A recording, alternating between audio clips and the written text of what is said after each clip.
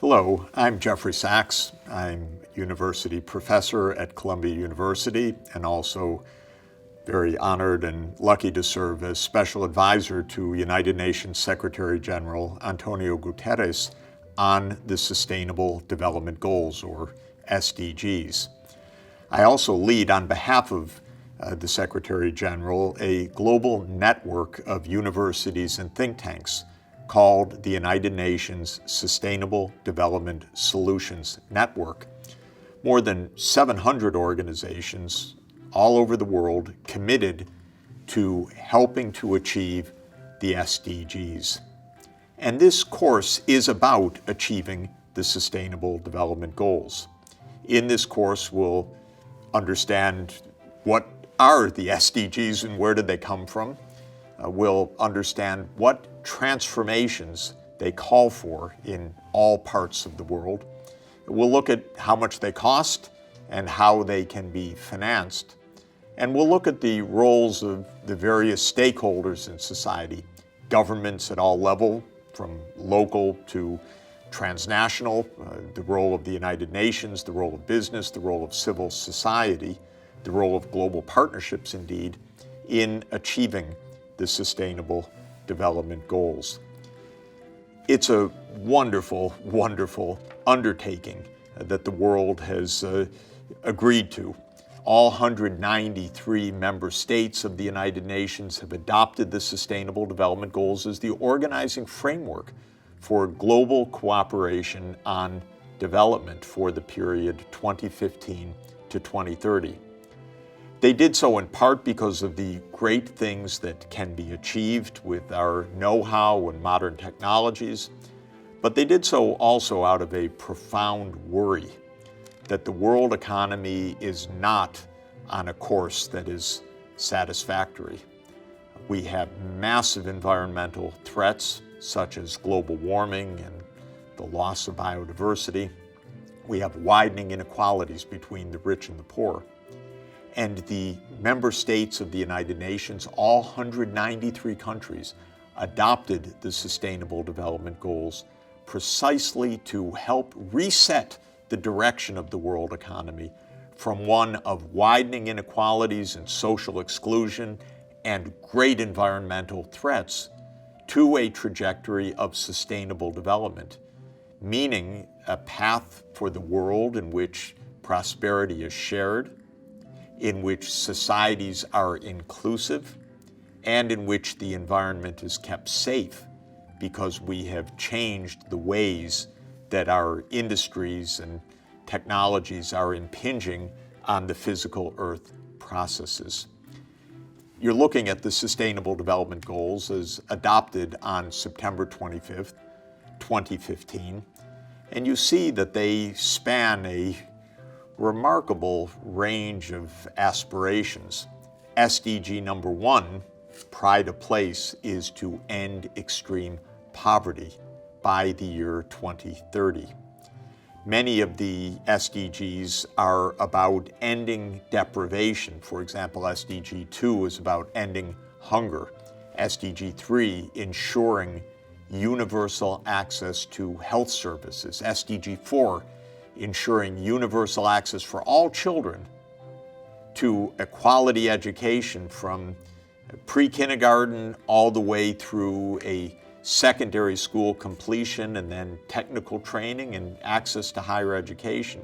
These goals also embrace many social objectives such as SDG 5, gender equality, and SDG 10, narrowing income inequalities within countries and across countries, and many environmental goals of profound significance for us.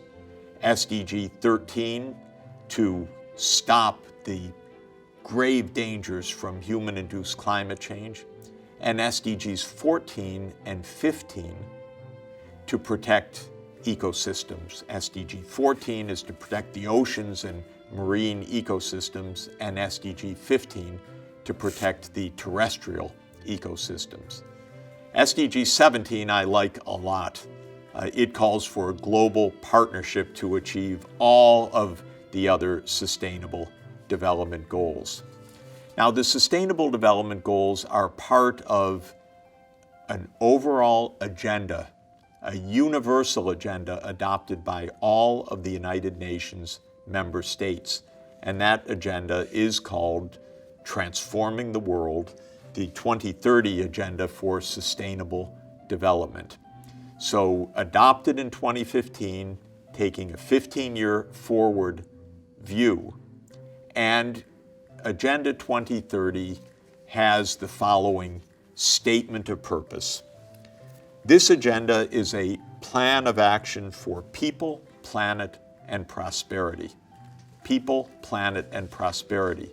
Social inclusion, planet meaning environmental sustainability, and prosperity meaning a shared economic benefit across the world. Agenda 2030 also seeks to strengthen universal peace in larger freedom. We recognize, said the member states, that eradicating poverty in all its forms and dimensions, including extreme poverty, is the greatest global challenge and an indispensable requirement for sustainable development. So SDG 1, end extreme poverty. Pride of place, the first of the 17 goals. And then Agenda 2030 goes on to say that all countries and all stakeholders acting in collaborative partnership will implement this plan. We are resolved to free the human race from the tyranny of poverty and want and to heal and secure our planet. We are determined to take the bold and transformative steps which are urgently needed to shift the world onto a sustainable and resilient path. As we embark on this collective journey, we pledge that no one will be left behind. Bold statements, bold ambitions, and as the title of Agenda 2030 says, requiring transforming the world. So this is an agenda that calls for change. It calls for quite deep and radical change all over the world. Sometimes it's stated as the 3 Ps of people, planet, and prosperity. Sometimes leave no one behind, as Agenda 2030 beautifully puts it, is at the core. But what we will focus on is how the 17 specific goals can actually be achieved. And to add to the complexity of our ambition, these goals each include many specific targets, which we'll be discussing along the way. And because of 17 goals and many targets per goal, there are actually 169 targets that were adopted. And then when the UN statisticians and country-level statisticians went to work on how to measure progress towards the 17 goals and the 169 targets, they actually came up with 230 indicators. This is a complex task. This involves all parts of government in every government around the world. This involves business and civil society. This involves all of us. We're undertaking the SDGs because underlying all of this effort is a concept of improving well-being for today's generation and also for the generations to come. It's an exciting journey. It's a complicated agenda. We're going to take a deep look at that agenda. In the next chapters of this first module, I'll talk about the history of sustainable development, its content, and the key transformations that will be required to achieve sustainable development.